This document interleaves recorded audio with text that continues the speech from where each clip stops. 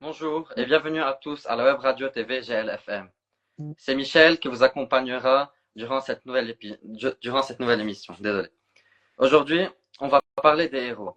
Des héros pas comme les autres, qui bien qu'on ne réalise pas toujours l'ampleur de la tâche qu'ils remplissent, sont là et donnent d'eux-mêmes au service d'autrui. En effet, la guerre qui frappe notre pays depuis le 23 septembre a fait que plus d'1 million de Libanais ont quitté leur domicile, recherchant un lieu sûr, loin de toutes ces hostilités qui dévastent leur région. J'ai le plaisir d'avoir avec moi aujourd'hui Elie Zaidan, fondateur et président de Lebanese Social Responsibility, et surtout un ancien élève du Grand Lycée. Après avoir obtenu une licence en Business Administration de l'ESA, il entame un master en management et un autre en master en affaires internationales et en diplomatie, en collaboration avec les Nations Unies, bien sûr. Et aujourd'hui, il est avec nous depuis le terrain pour nous présenter la LSR. Bonsoir, Elie. Bonsoir. Alors, Elie, premièrement, il y a une question qui se pose après cette introduction. Après avoir fait de telles études, que ce soit en business administration, en management ou bien en affaires internationales et diplomatie, comment tu t'es trouvé dans le domaine du travail caritatif non gouvernemental? D'abord, merci Michel et à l'équipe du GLFM de nous avoir accueillis aujourd'hui. Notre organisation a commencé en 2015 et opère aujourd'hui à Kesserwen et à Jbel. Ces deux régions qui d'après nous et d'après aussi un bilan des Nations Unies, n'ont pas eu leur part dans l'aide internationale humanitaire. En effet, seulement 2% de l'aide internationale humanitaire ont atteint ces régions. Et aujourd'hui, notre rôle ici, en tant que Lebanese Social Responsibility, LSR, était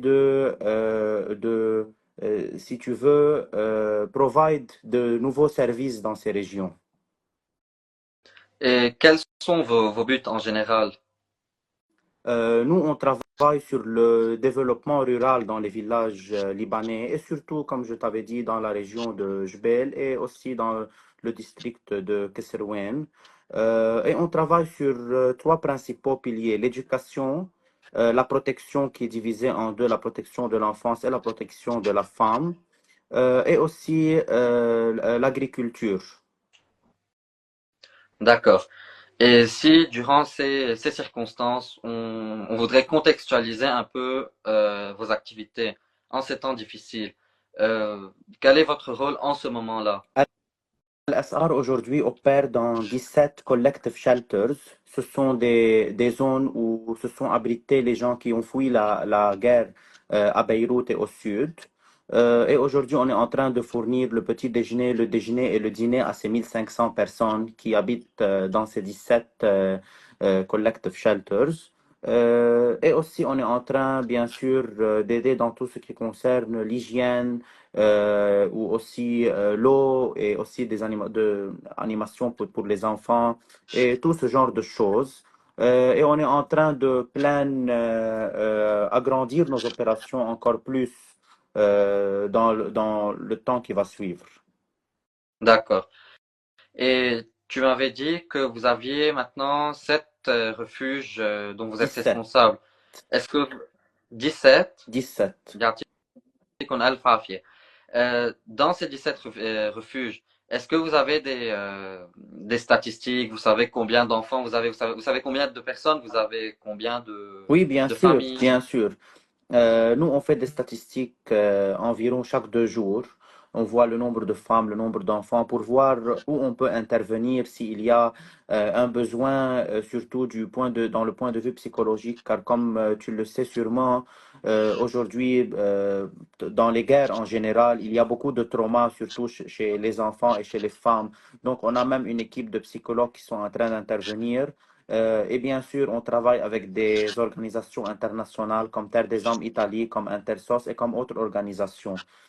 Concernant toutes les opérations humanitaires qu'on mène en fournissant, comme je t'avais dit, le déjeuner et le dîner aux bénéficiaires de ces centres, on travaille aussi avec des organisations locales et internationales comme Beit el Baraka, comme World Central Kitchen, et en coordination bien sûr avec la Croix-Rouge libanaise, WFP World Food Programme et aussi avec le camp Makam de Jbel.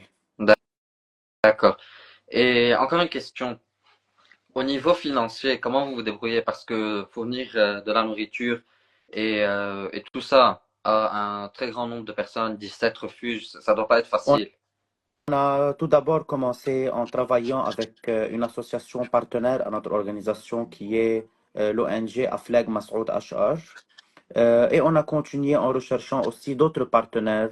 Comme je t'avais dit, dans chaque domaine, on se concentre en cherchant un partenaire principal. Par exemple, dans la protection de l'enfance, on travaille avec Intersos, avec Terre des Hommes Italie ou encore avec l'AFEL, Dar el-Tofl Lebanese. Concernant la protection de la femme, on travaille avec Abad. Dans tout ce qui concerne food security, comme je t'avais dit, avec Beit el Baraka ou autres organisations. Euh, donc, c'est principalement eux qui financent nos activités. Mais bien sûr, on peut rien faire sans l'aide de nos 225 volontaires. En effet, LSR est une organisation de jeunes personnes, نحن youth-based and youth-led organization. Donc, l'average age dans notre organisation est de 25 ans.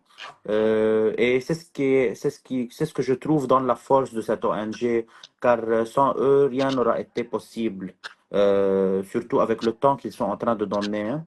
Et bien sûr aussi, grâce à notre cuisine communautaire, en effet, on a une cuisine communautaire que je te montrerai peut-être dans cette interview, avec 25 femmes qui travaillent. Donc, on est en train aussi de provide يعني, un espace où on peut aider les femmes à être économiquement indépendantes grâce à un job qu'on leur donne et en même temps pour continuer notre mission humanitaire. D'accord, donc c'est مثل ما بيقولوا بالعربي عم تضربوا عصفورين بحجر واحد. Donc Et non seulement أكيد vous aidez les déplacés, mais par la même occasion, vous aidez les femmes de la communauté à devenir indépendantes, que ce أكيد soit au niveau financier ou au niveau, à tous les niveaux. Maintenant, si on veut revenir un peu au GLFL, à ton enfance, si on peut dire, quelle influence le GLFL a eu sur ta vie, que ce soit personnelle ou professionnelle? Je pense que le grand lycée, qui est pour moi une maison, car elle m'a appris toutes les valeurs et surtout les valeurs que la République française propose et apprend aux étudiants qui fréquentent leurs établissements, sont très, pour moi, très importantes dans la société. Il y a tout ce qui concerne la laïcité, tout ce qui concerne quand même l'égalité, la fraternité, il y a شعار la République française. Et je pense aussi que c'est une ouverture pour moi يعني بتخليك تكون إذا بدك open minded أكتر بتخليك كمان يكون عندك إنه c'est une plateforme de connaissances بالنهاية qui m'a beaucoup aidé dans ma carrière professionnelle et aussi dans ma carrière humanitaire. واليوم إذا بدك تتوجه لتلاميذ الليسي، شو بتحب تقول لهم؟ شو النصيحة اللي معقول تعطيهم إياها؟ هلا أنا بقول لهم أول شيء qu'ils ont de la chance d'être au lycée لأنه c'est une école تعطي exposure كتير كبيرة وكي aide aussi beaucoup pour le personal development de chaque personne. وأكيد pour le futur, le premier conseil que je leur donne, c'est de réinscrire leurs élèves, leurs enfants au grand lycée. تيكونوا à leur tour qu'ils ont aussi cette chance d'être des étudiants et des alumni du grand lycée. وen même temps هلا بالوضع الحالي qu'ils essayent قد ما فيهم d'aider le peuple et d'aider le Liban من خلال حتى مش ضروري en donation بس aussi ils peuvent en awareness sur les réseaux sociaux parce que je trouve que c'est quelque chose de très important. Bien sûr, et ça se voit à quel point le lycée t'a marqué. Tu m'avais dit que tu te trouvais dans la cuisine, si je me trompe pas. Dans la cuisine centrale actuellement. Voilà, donc ça serait possible que tu nous fasses un petit tour pour nous أكيد. montrer. نحن maintenant je suis dans les stocks de la cuisine centrale. On a ici tous les stocks. D'accord. وهلا voilà la cuisine.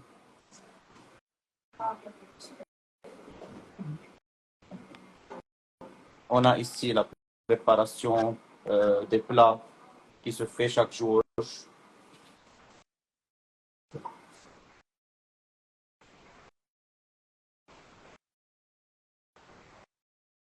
Voilà notre chef, Madame Samia. يعطيها ألف عافية. Et voilà les femmes qui sont en train de travailler ici et qui nous aident à préparer chaque jour 1500 portions. Voilà un exemple aussi des plats qu'on est en train de proposer. C'est un tour très rapide de la Ouais, ouais, cuisine. du moment qu'on voit un peu. Wakid, il y a aussi le logo de nos partenaires. أكيد. يعني عن جد je ne sais pas, je ne trouve pas les mots pour vous remercier et pour يعني تنقدر نكفيكم على المعروف اللي عم تعملوه انتو وعن جد يعني we are speechless. يعني اللي عن جد C'est la moindre des choses, surtout dans une situation comme ça et dans cette situation que traverse le Liban. Et je pense que c'est un devoir national de participer à cette opération humanitaire. أكيد chaque personne qui est capable عن جد nous en tant que Libanais on devrait se serrer les coudes pour disons se servir les uns les autres. Et Ellie, on te remercie pour ta participation à cette émission et on te remercie surtout pour le travail que tu fais comme plusieurs NGO qui, en ces temps durs, يعني عن جد, donnent des mains et des pieds pour garantir aux déplacés un séjour plus ou moins respectueux niveau de leurs droits en tant qu'humains. Et merci encore une fois.